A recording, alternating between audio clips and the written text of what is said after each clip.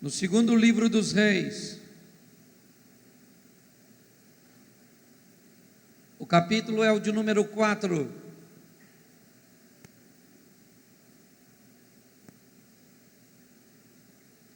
A partir do versículo 1. Segundo livro dos Reis, capítulo 4,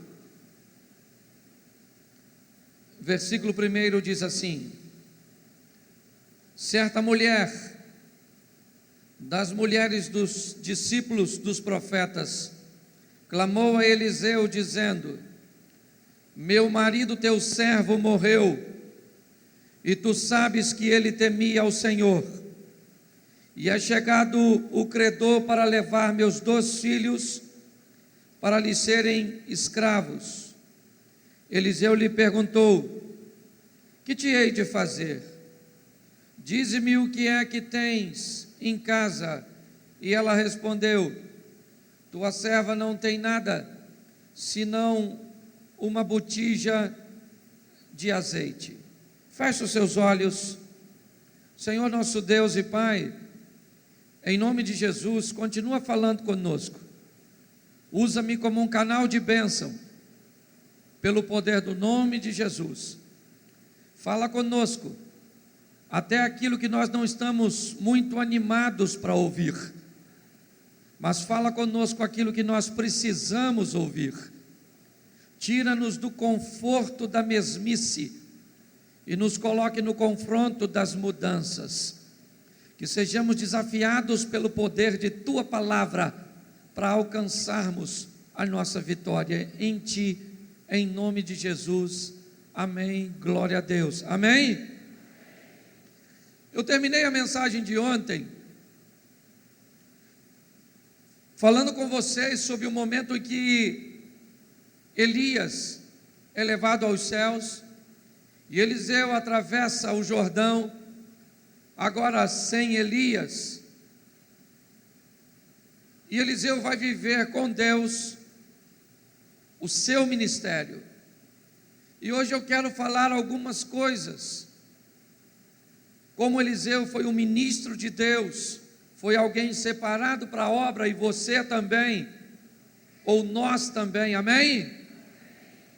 Vamos fazer algumas observações no que diz respeito à história deste homem. Se você observar a trajetória final de Elias, Elias vai apresentando Eliseu aos profetas por onde ele passa, e os profetas sempre vêm com a mesma história a Eliseu: você sabe que Deus vai levar o seu senhor? E ele disse: eu sei. Mas na verdade Elias está apresentando a Eliseu esses profetas. Agora que Elias não está mais presente, e sim Eliseu, um dos homens morre, e a mulher deste homem procura Eliseu com a seguinte história: meu marido, teu servo, é morto. O meu marido morreu e ele temia ao. Mas apesar de ser um homem temente a Deus, ele esqueceu que morria. Pastor, por que ele esqueceu que morria? Porque se ele lembrasse que morria, ele não deixava a dívida para a mulher dele pagar. Porque tem hoje homens que são muito tementes a Deus, vão morar no céu, mas não sabem administrar seus bens. Tem hoje pastores e líderes que não podem se dar o luxo de morrer, senão a viúva no velório já tem que estar caçando outro para pagar as dívidas. O defunto está no caixão e a viúva já está em alerta para ver quem é que vai assumir o posto. Ué. Isso é um grande alerta para mim e para você.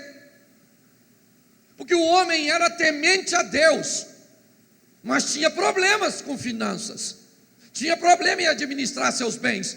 Ele deixa uma dívida que para a mulher é impagável, e a mulher diz a Eliseu que vai ter que entregar como pagamento seus filhos. Olhe só, Eliseu já entra no ministério com uma situação extremamente difícil para se resolver. E ele diz à mulher, porque a mulher esperava dele uma solução, porque Elias não está mais ali. Se Elias estivesse, o caso não seria levado a Eliseu, e sim a Elias. Só que a história de Elias já acabou. Deixa eu falar uma coisa para vocês. A história de Moisés é bonita? É uma história de sucesso. De Davi, Salomão, o Pedro, o Paulo, o João. Só que esses caras todos já morreram. Você sabia disso? Sabia?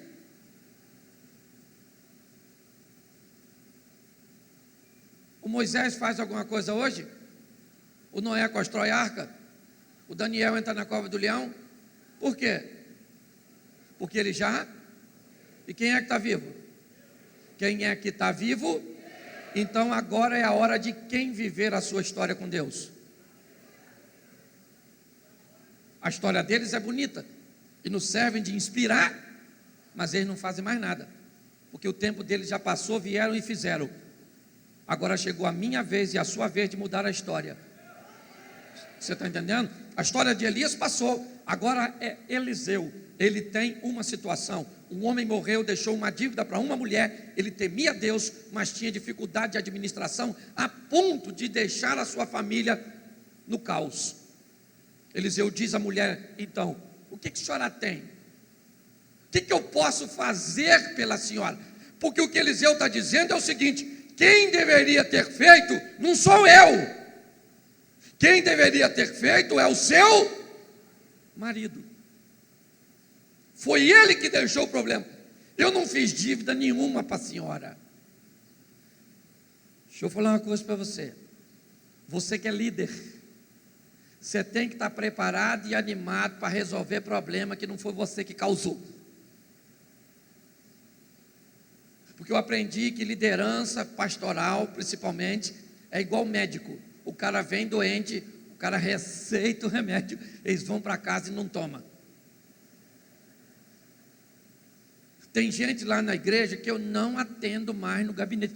Eu não atendo, porque eu não estou aqui para perder meu tempo. O cara entra lá e diz, pastor, estou vivendo isso, isso e isso, o senhor pode me ajudar? Eu sempre dou as opções, mas eu não dou a escolha é sempre dele. Sabe? Esse dia entrou um cara lá e falou assim, pastor, minha mulher me traiu 11 vezes. O que o senhor acha que eu devo fazer?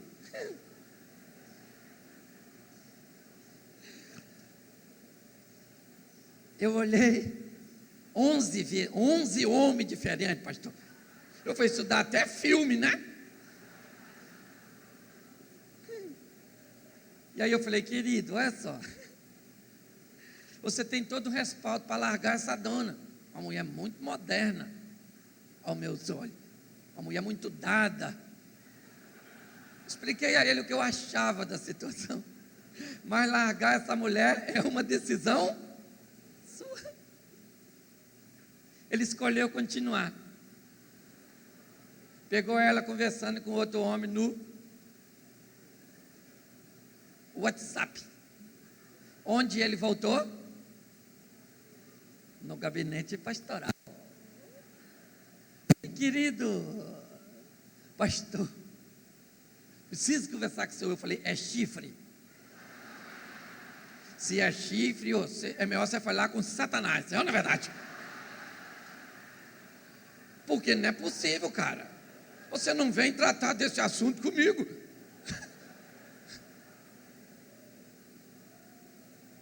Só para você ter noção como é que as coisas são. Nós temos que estar preparados para isso. Como liderança, eu vejo, o cara chega, ou a mulher chega e traz uma causa para Eliseu, que ele não tem nada a ver. Mas ele entra em cena, porque Eliseu não é um homem comum. Eliseu é alguém que representa, ele representa quem? Então ele diz: o que eu hei de fazer pela senhora? O que a senhora tem lá na sua? O que a senhora tem lá? Porque é a partir do que você tem que Deus vai fazer um milagre. Não importa a quantidade do que você, porque algo pode ser pouco na sua mão. Na multiplicação dos pães, quantos pães o menino tinha? 5 e 2, na mão de Jesus, aquilo foi suficiente para alimentar a multidão. Nós precisamos preparar pessoas como Eliseu, pessoas que trazem consigo a representatividade de Deus. O que a senhora tem? Um pouco de azeite. Ele diz: então nós vamos começar a partir daquilo que a senhora, e vamos fazer um milagre a seu, porque a misericórdia de Deus entrou em favor daquela família. Mas este homem era alguém que vivia um cenário, porque se você foi chamado para Deus, para viver no ministério, você não é um causador de problemas, e sim um solucionador. Se você anda com Deus e é você que está causando problema, querido, reveja seus valores, seus conceitos. Eliseu estava ali, mediante uma situação difícil, e esse primeiro ponto dele, eu queria aplicar nesse contexto de ministros, que aprendam a administrar seus bens. Não crie problemas. Essa era a minha maior preocupação. Sempre foi. O que vai acontecer com a minha família o dia que eu partir desta terra? Não deixar minha esposa com dívida. Deixar minha esposa numa situação financeira, mais ou menos, até ela arrumar outro camarada. Porque se eu falar com ela, assim que eu estiver morrendo, sabe que ela vai falar comigo? No momento assim, para me ajudar, não quero mais saber de homem. Você foi o homem da minha vida, o primeiro e o último. Mas é bom para a gente que está morrendo escutar isso, né? A gente sabe que é mentira, mas é uma mentira gostosa de ouvir, não é? Porque assim que você morrer, ela vai chorando para casa de preto. Aliás, as mulheres não estão nem de preto, mas já vão de cinza, que é para clarear mais rápido, não é verdade? Porque a vida é assim, querido. É assim que funciona. Eu sempre tive essa preocupação. Então, tem homem aqui? Levante a mão, só os homens. Os que têm certeza. Na dúvida, faz assim, ó. Isso. Deixa eu falar uma coisa para você. Você está pronto para ouvir? Está pronto? Tem certeza? Então eu vou falar. Estou parecendo até Eliel. Vou falar uma coisa para você. Mulher não foi criada para sustentar o lar. Ela pode sustentar por algum tempo, porque é uma mulher de fibra, é uma mulher guerreira, mas mulher não foi feita para sustentar a casa. Isso, só as donas que aplaudem. Eu falei que eles não iam gostar. Olha só, eu conheço mulher que paga as contas, satisfeita, por um período. Porque na cabeça das mulheres, normalmente a via de regra é assim: o dinheiro é meu, eu posso até compartilhar com a casa, mas eu não estou aqui para isso. na cabeça de um homem é: o dinheiro é da minha família, se sobrar alguma coisa é meu. Só que hoje está assim de homem, embaixo da sombra da mulher. Uns marica, uns borra-botas. Mulher gosta de macho.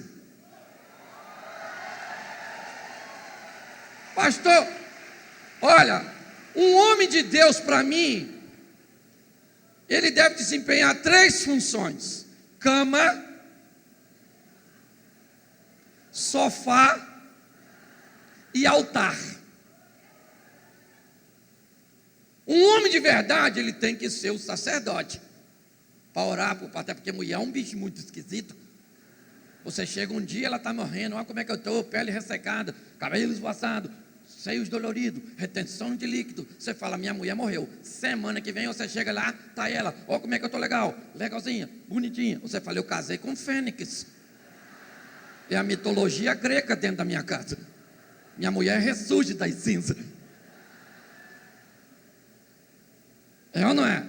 Então o homem tem que ser sacerdote, porque se não for, tu mata ela.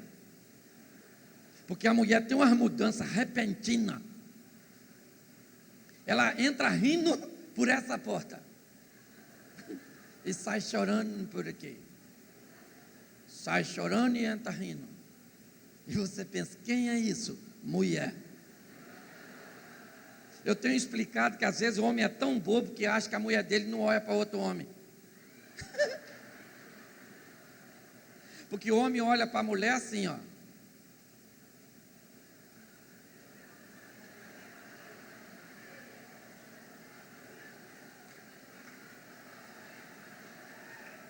Olha como é que a mulher olha para outro homem. Sua mulher está contigo. Vem um homem bonitão lá, elas fazem assim, ó.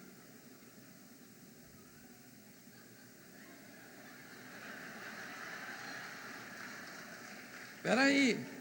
Elas dão 3 olhadas de mais ou menos 2 ou 3 segundos cada uma. Só.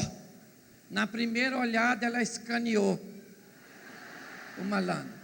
Na segunda olhada ela comparou com você. Na terceira olhada ela já te reprovou.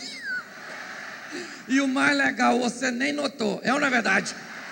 E isso é só para você ter noção. Se um homem não for um homem de Deus, se um homem não for um sacerdote, se o homem não receber de Deus instruções para lidar com sua esposa e com o seu lar, ele vai sucumbir. Posso ouvir um amém? Amém.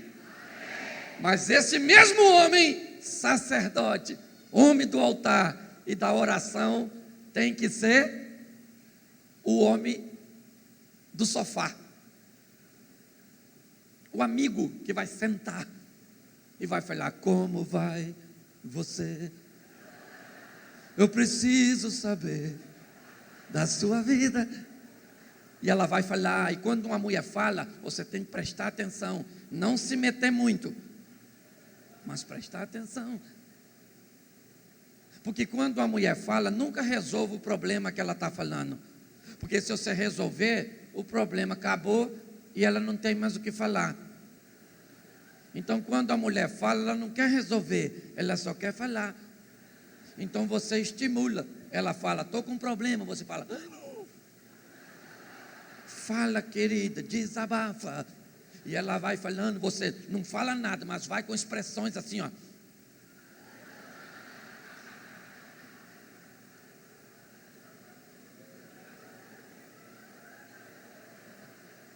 Isso é o homem do sofá. Mas a mulher também precisa do homem da cama. Hoje já tem homem com dor de cabeça. Se de uma moça me procurou: pastor, meu marido não faz nada comigo. Toda vez que eu vou procurá-lo, é dor de cabeça. Eu falei: é homem? Que isso não é coisa de homem, não é? É porque o homem está em extinção. Daqui um dia nós vamos entrar no museu, está lá um tiranossauro rex. E do outro lado, o que é aquilo? Homem. Extinto também da face da terra. Homem está igual o mico-leão dourado, para ver só em cativeiro. É ou não é? Eu preciso entender. O primeiro posicionamento aqui, que eu queria trabalhar com vocês, de Eliseu, é esse. É mostrar este homem de Deus, temente a Deus, mas que tinha problemas para administrar seus bens, sua casa, e deixa a mulher nesta situação. Homens, escute o que eu estou falando. Mais de 80% dos problemas que você tem na sua vida, na sua casa e na sua família, são por posturas inadequadas ou por negligência. Não vem botar culpa na mulher. Ah, pastor, a mulher já começou desde a Eva. Tá bom, bonitinho. A mulher estava na queda, mas Jesus, olha só, veio ao mundo através de sem a intervenção de um homem. Ou então, se a mulher estava na queda, ela também estava na redenção, porque Deus quis igualar as coisas. Você está entendendo? Então não venha se esconder atrás dessas colocações. Nós estamos precisando de homens. Ontem eu falei sobre um homem, Elias, fazendo uma transição. Hoje eu estou falando de um homem, Eliseu, porque este mundo está precisando de homem. Algumas mulheres não gostam. Pastor, eu sou moderna. Pô, a senhora pode ser moderna. A senhora pode ganhar dinheiro com força, ganhar mais dinheiro que o seu marido, mas isso não põe na senhora uma espora. Não vou chamar a senhora de galinha para não ficar feio. Só vou dizer que a senhora não é galo. Isso já é o suficiente na minha aplicação e não comparação. Ok? Então hoje eu preciso que esses homens e essas famílias que servem a Deus entendam que precisam administrar seus bens, que precisam pôr em ordem a sua casa para caminhar com Deus. Só que eu preciso mostrar para você mais um episódio para me fazer aplicação. É rapidinho. Capítulo 4 ainda, versículo 8. Novamente, agora o segundo caso.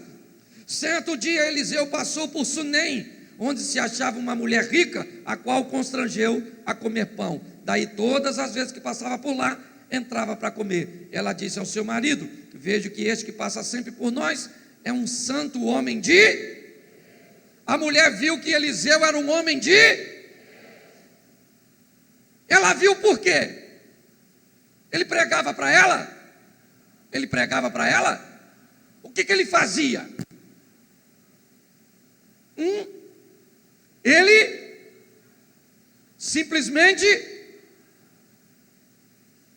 E o que deu a ela essa leitura?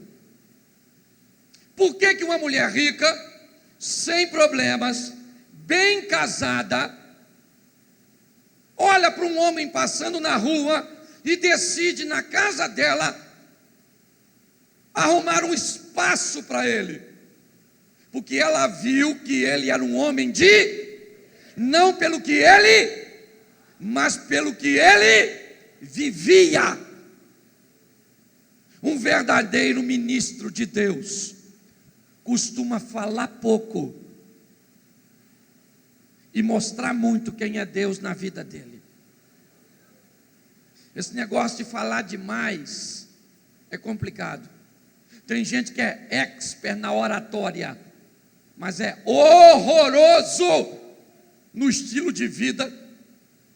E a melhor leitura que você pode ter de alguém é buscar as pessoas próximas a esta pessoa, a quem observa de perto, a quem está interessado, para dar um diagnóstico. Quer saber? Vocês acham que eu sou engraçadinho? Que eu sou divertido? Que eu sou legal? Você acha? Legal. Quer saber se eu sou ou se isso aqui é uma máscara?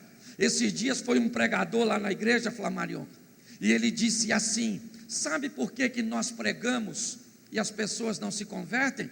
Porque as pessoas não vêm ao culto, elas só trazem para o culto o personagem que elas criou.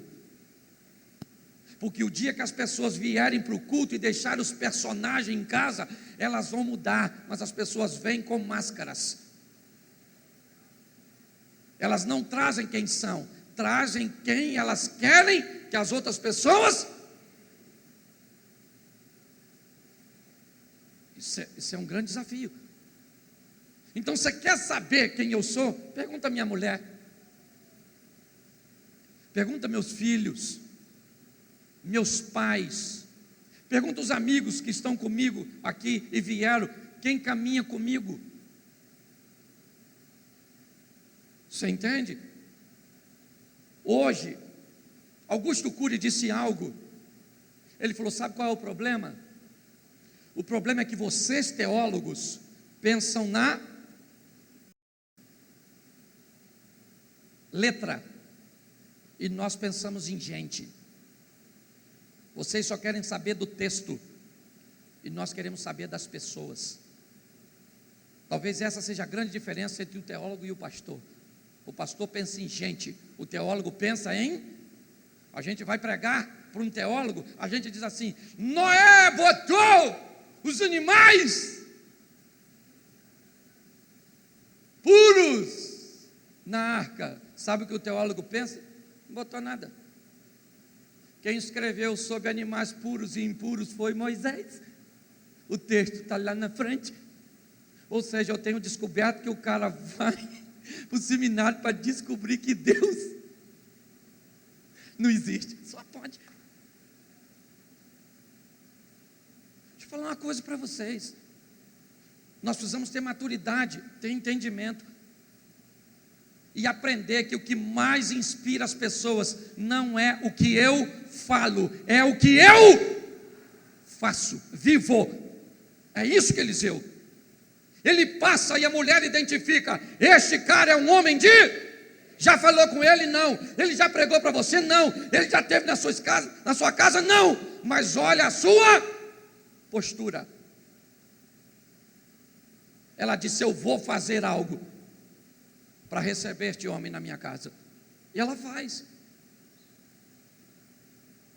E Eliseu vai me mostrar algo aqui tão interessante. Ele está deitado e poderia estar pensando em tantas coisas, mas um pensamento permeia o coração deste homem de Deus: o que é que eu posso fazer por esta? Eu preciso retribuir o que esta mulher está me fazendo. Gratidão. Para eu chegar onde eu estou, eu não cheguei sozinho. Muitas pessoas começaram comigo, e eu sou grato às pessoas que me trouxeram para cá, porque eu não vim aqui só com a mão de Deus, eu vim aqui com a mão de Deus movendo corações de pessoas. Você acha que eu sou o melhor pregador? Não sou. O mais eloquente? Não sou.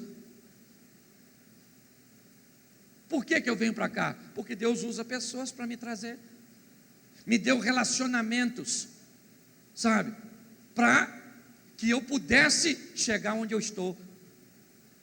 Eu preciso entender isso, e eu sou grato por isso. Eu aprendi a ter gratidão. Eliseu, olha, ele é o profeta,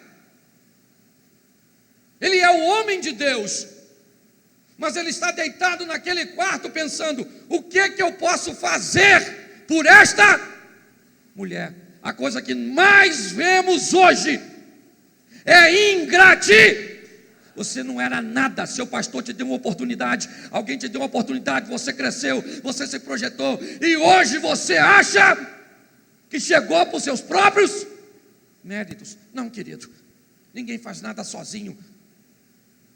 Eliseu, deitado ali, chama Geazi e diz: Geazi, essa mulher tem cuidado de nós com tanta abnegação, o que nós podemos fazer por ela?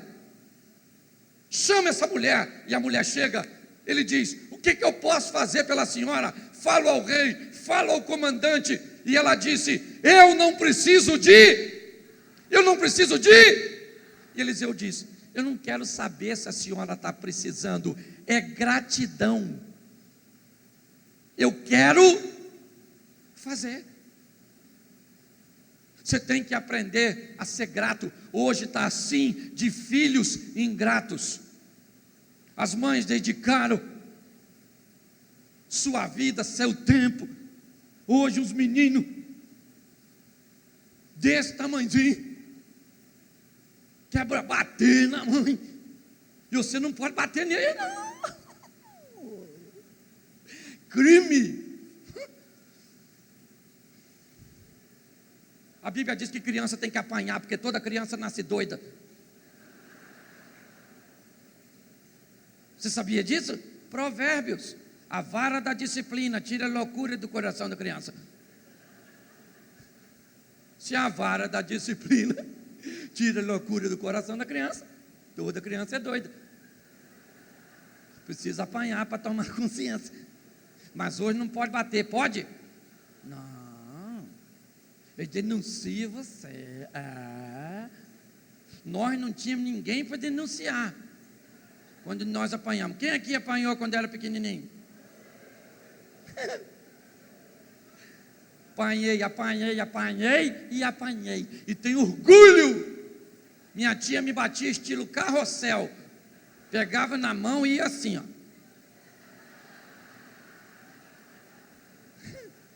Denunciar para quem? Falasse com meu tio, minha tia me bateu. Minha tia foi lá. Espera amanhecer. O choro pode durar uma noite, mas ele continua ao amanhecer. Você vai apanhar amanhã, miserável. Na verdade, seu dedo duro.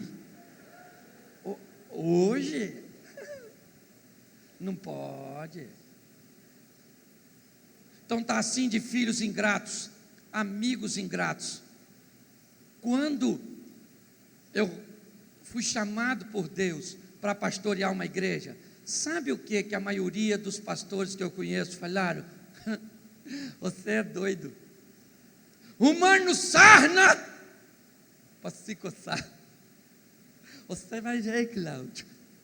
Ser pastor é cuidar de gente que não vai reconhecer. Esses dias um cara lá na igreja precisou de algo e eu o socorri. Numa reunião de ministério de louvor, eu chamei a atenção dele. Sabe o que ele fez? Foi embora. Sabe o que eu fiz? Nada. Falei, Senhor, ele foi. Eu queria que ele fosse, não, mas o Senhor quis, porque se ele foi, é porque o Senhor quis, porque o meu ministério não é meu, é do Senhor. Eu aprendi uma coisa, eu espero um pouco de mim, nada dos outros e tudo de Deus. Se você viver assim, você nunca vai se decepcionar. As pessoas se decepcionam porque esperam muito dos outros. Eu não espero nada do meu filho, ou espero nada. Eu amo minha mulher e cuido dela, mas não espero dela nada. Se ela me der, glória a Deus. Se ela não me der, eu vou fazer o quê? Vou me decepcionar? Nós temos que aprender isso. Agora, hoje, gratidão é uma coisa que está em extinção. Eliseu diz, eu vou fazer, eu não estou precisando. Vê aí, Jazi. Eliseu, ela não tem filho e o marido dela já é velhinho. Então deixa com a gente. Chama a mulher. Aí, dona, a senhora vai engravidar. Ele olhou para o marido e deve ter falado, é desse aí? Ele está fraquinho. Eu não. Mas Deus entrou com providência e fez um milagre a favor da dona. Gratidão. Posso ouvir um amém? Amém. Deixa eu te mostrar mais duas coisas só de Eliseu que me encanta, porque são apenas 3 capítulos. Preste atenção no capítulo 5. A partir do versículo 10. Então Eliseu lhe mandou um mensageiro dizendo, vai e lava-te 7 vezes no Preste atenção em mim aqui, rapidinho. Eu não sei se você conhece, se você não conhece, depois vai ler, porque eu não sou obrigado a ler tudo. Segundo livro dos Reis, capítulo 5. O Naamã, chefe do exército do rei da Síria, era um homem bem sucedido, porém ele era, numa das investidas das tropas da Síria a Israel, ele leva para sua casa em Damasco uma menina que fica a serviço da sua mulher. E esta menina diz à mulher de Naamã: se o meu senhor for diante do homem que está em Samaria e ele cura, ou ele fica curado dessa lepra. Lepra é uma doença, a hanseníase, é uma doença incurável. É isso que esse homem tem. Depois de tanto a menina falar, e eu falo sempre isso, sabe que eu gosto desta menina? Repita comigo: a lepra de Naamã não pegou na menina, mas a fé da menina pegou em Naamã, a ponto dele fazer uma viagem de Damasco a Samaria. E quando ele chega com a carta do rei, o Naamã, que o rei leu a carta, o rei rasgou sua roupa. E pensa o Naamã olhando. O rei: o Naamã. Aí Eliseu diz assim: ô rei, por que você rasgou suas vestes? Manda este homem vir aqui na minha casa falar comigo, que todo Israel vai saber que aqui ainda tem um ministro de verdade.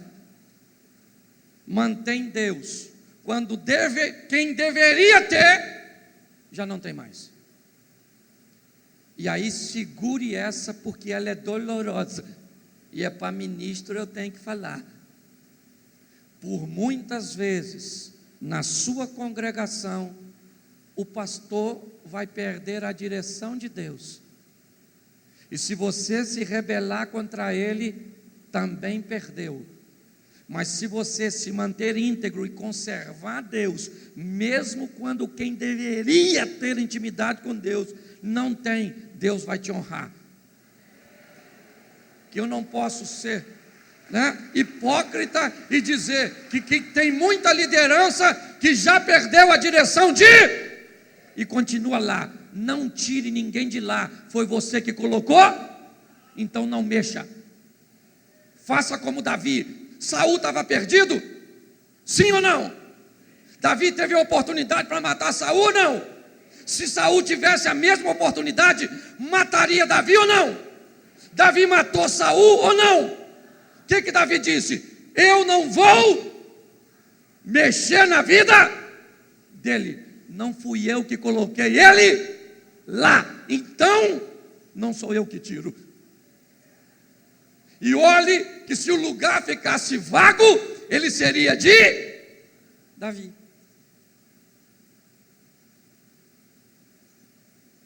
Eu preciso entender isso. Naamã vai para a casa do rei, porque ele espera. O cara é o monarca, ele é o líder do povo. Se tem alguém que tem influência com Deus, deve ser ele. Mas se ele não tiver mais, você tem que ter. Você está entendendo? Se a unção de Deus não está lá no rei, não está lá no palácio, querido, tem que estar em alguém. E esse alguém quem é? Sou eu, é você. Não para me rebelar, não para fazer motim, não. Ah, pastor, o senhor está fazendo isso, mas o senhor montou um ministério no Rio de Janeiro. Abriu um ministério realmente, 70 quilômetros de distância da igreja onde eu ainda estou inserido. No dia da inauguração, o pastor presidente, pastor Paulo Roberto Ramos, estava lá abençoando a inauguração do projeto que Deus colocou no meu coração. Porque para fazer a obra de Deus, eu não preciso ser rebelde, eu preciso ter a direção de Deus. Você entende? Então, eu preciso que você entenda isso. Para sermos um homem de Deus e mulher de Deus de verdade, nós temos que ter conduta. Nós temos que nos colocar e entender o que Deus está fazendo através de nós. Quando eu olho aqui, Eliseu diz: manda esse cara vir na minha casa, e todo Israel vai saber que Deus ainda está aqui. Amém? Todos nós temos que ter a responsabilidade de carregarmos em nosso coração a presença do eterno Deus. Se homens já se perderam, isso não é problema meu.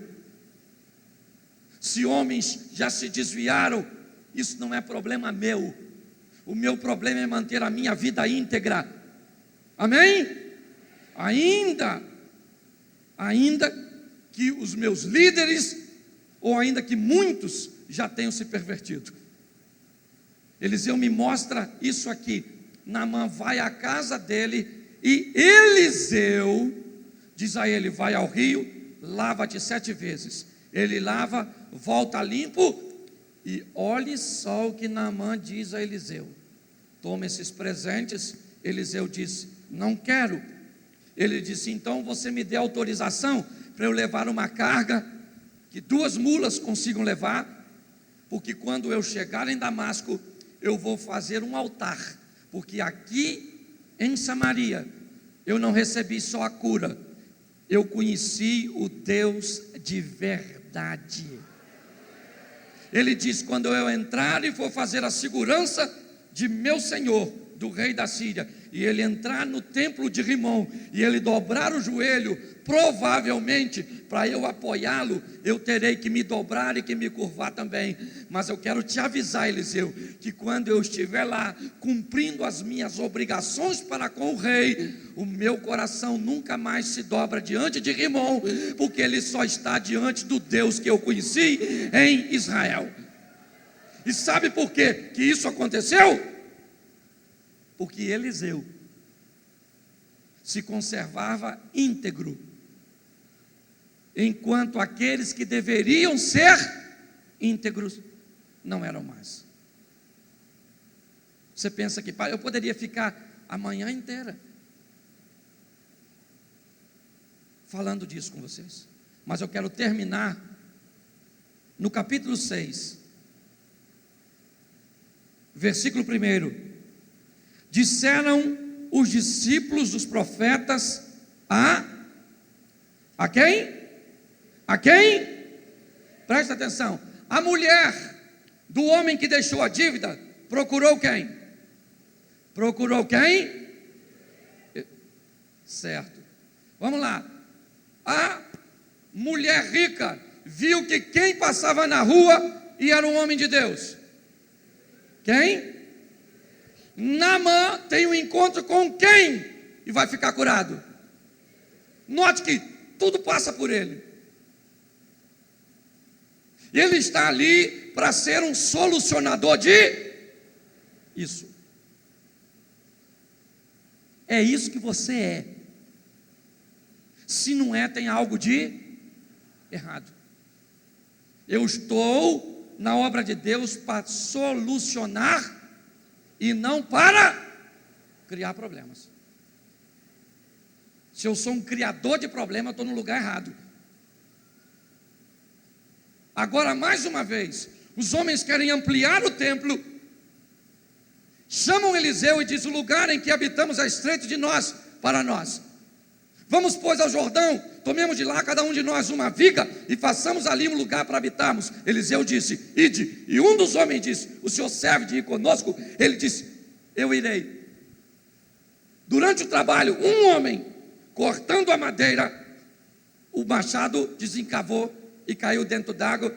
Imediatamente o homem disse: ah, Eliseu, ah, meu senhor, era emprestado. Eliseu disse: onde caiu? E ele disse: caiu ali. Ele pegou um pau, lançou, o machado flutuou. Ele disse: pega e coloca, e a obra continua. Sempre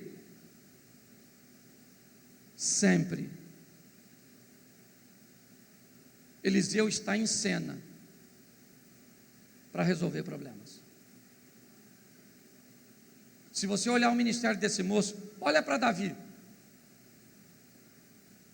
Ele foi em muitos casos solucionador, mas também criou muitos problemas. É ou não é? Olhe para Salomão. Agora olha para Eliseu. Eliseu me parece que entendeu perfeitamente. Eu estou aqui para resolver. É para isso que eu estou aqui. Eu estou aqui para resolver problemas. Eu costumo dizer, quando você entra no banheiro da sua congregação, no banheiro da sua congregação, alguém veio primeiro que você, urinou e não deu descarga. Um papel higiênico caiu no chão e está molhando. Deixaram a torneira da pia aberta e a luz do corredor acesa. O que você faz? Quando você pega, ninguém está vendo, você está sozinho no banheiro, mas você faz assim com papel higiênico. Põe aqui, fecha a torneira aqui, dá a descarga aqui, apaga a luz aqui. Deus fica olhando e diz: olha como é que Ele cuida da minha casa.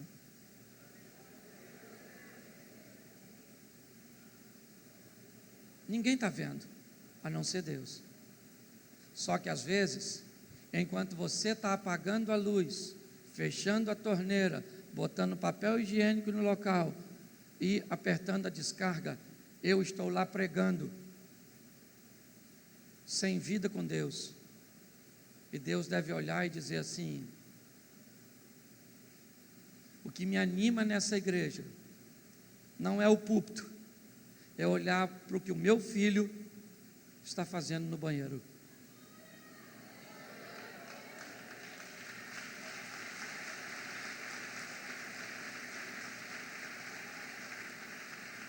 Às vezes, o que parece ser mais honrado, não é. A verdade é essa. Eliseu entra em cena no capítulo 6. Primeiro, para criar uma situação bem interessante. A obra tinha parado. O machado desencavou. E quando o machado cai dentro d'água, a obra para. Às vezes, irmãos, por que o machado? Quem aqui é uma área, quem aqui já trabalhou com machado, levante a mão. Isso.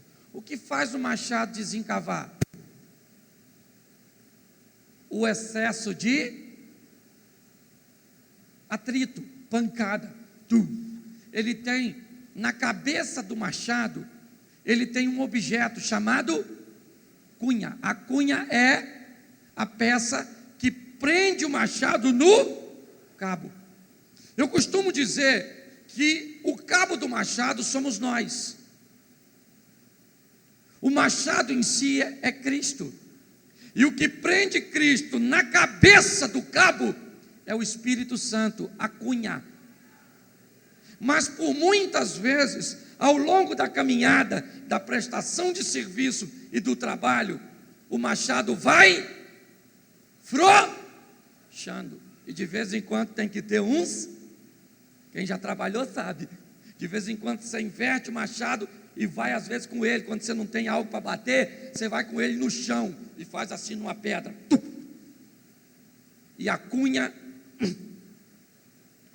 diz para o machado: você não sai da cabeça desse cabo. O Espírito Santo diz para o cabo do machado: Jesus não sai da sua cabeça, Ele não sai do seu coração, é Ele que governa. Você está entendendo? Tudo que você faz, só faz porque Ele está preso em você.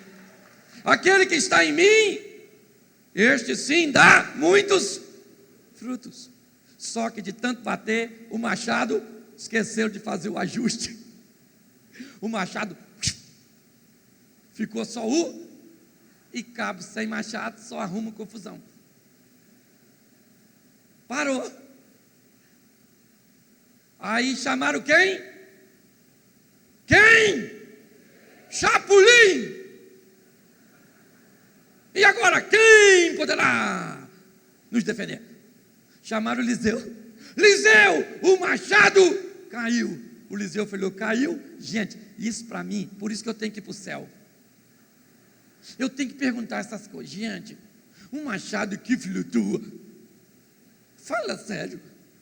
Pensa Eliseu jogando o machado fazendo assim, ó.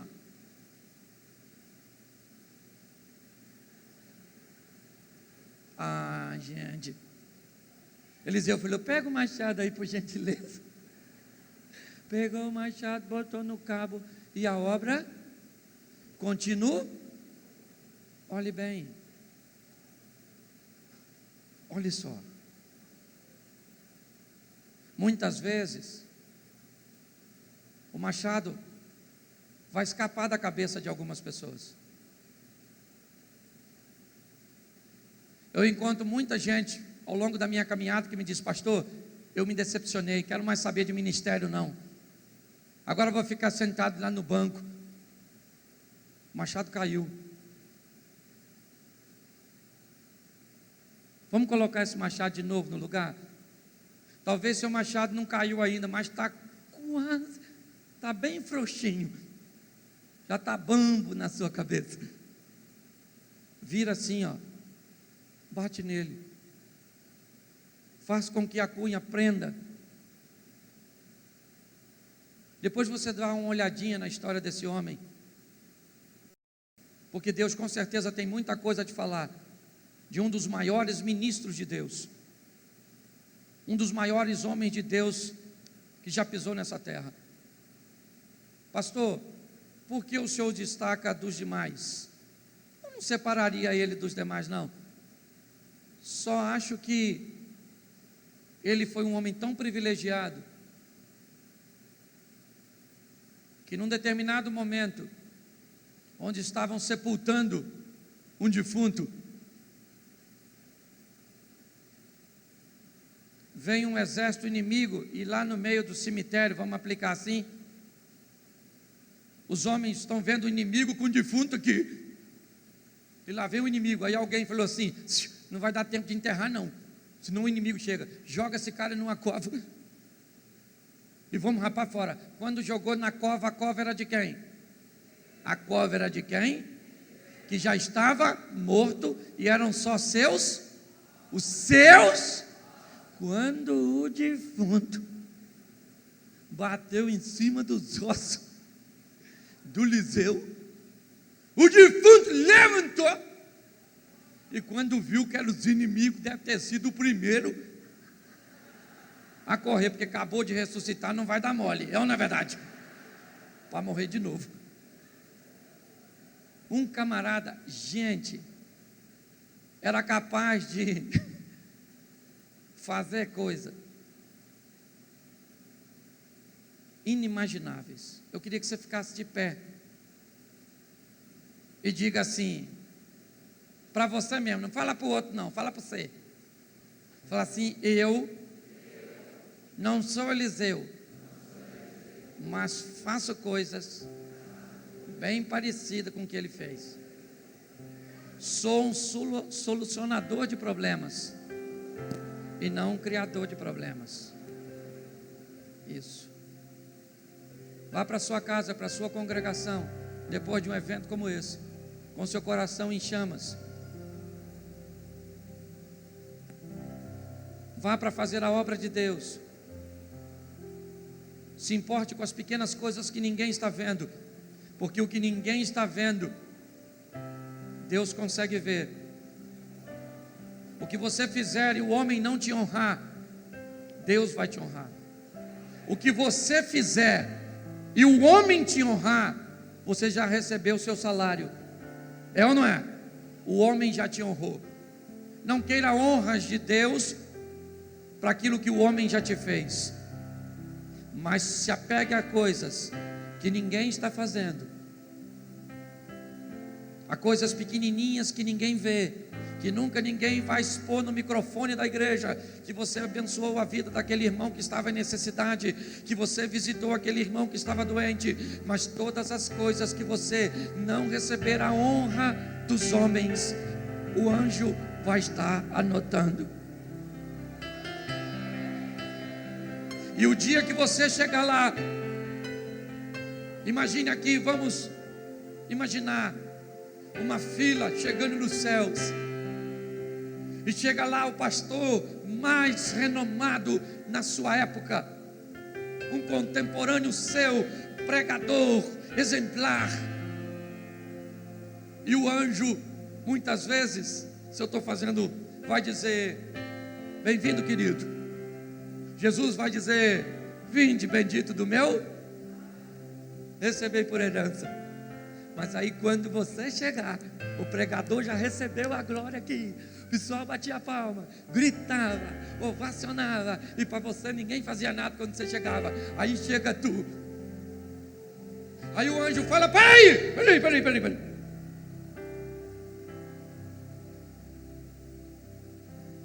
Você visitou a Dona Coatinha na terça-feira, 9h15 da manhã. Você colocou o papel higiênico no lugar.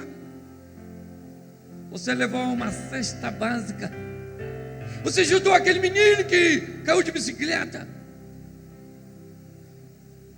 Você ajudou sua sogra. Você, se eu ficasse aqui falando o que você fez, eu não teria tempo para receber outra pessoa. E aqui nessa terra ninguém te honrou, mas tudo que você faz que ninguém está vendo,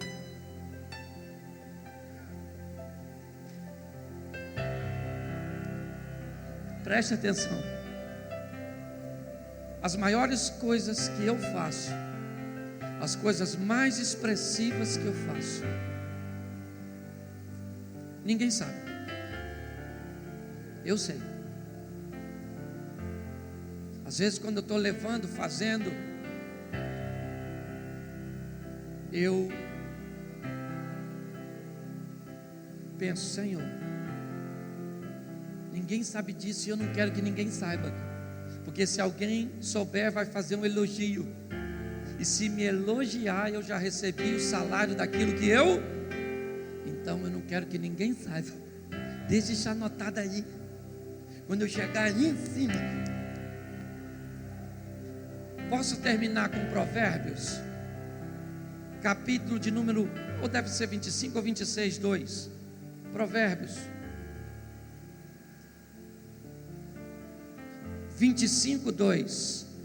A glória de Deus é encobrir as coisas, mas a glória dos reis é esquadrinhá-las, é mostrá-las. Deus gosta de coisas que não precise da aprovação e do reconhecimento dos homens. Quando você chegar lá, está tudo escrito. Amém? Não busque a glória dos homens, ou você terá o seu salário pago aqui. Busque a glória de Deus e espere chegar lá. Feche seus olhos. Senhor nosso Deus, como ministros, como homens e mulheres de Deus, que tenhamos por exemplo a Eliseu, um homem que entra no cenário para resolver problemas, um homem que entra para ensinar o povo a um compromisso com Deus, um homem que é capaz, ó Deus, de ultrapassar as barreiras da morte e trazer pessoas à vida, a desafiar a lei da gravidade, a trazer cura para o incurável, ó Deus, um solucionador de problemas. E é isso que somos. E que nesse labaredas de fogo, essa mensagem, ó Deus, se prenda e venha arder no nosso coração, a prestarmos mais atenção nas coisas que são insignificantes aos homens, pois o que não é relevante a eles, certamente não passa despercebidos pelo Senhor. Muito obrigado, Senhor, em nome de Jesus. Você pode aplaudir o Senhor? Glória a Deus. Deus abençoe.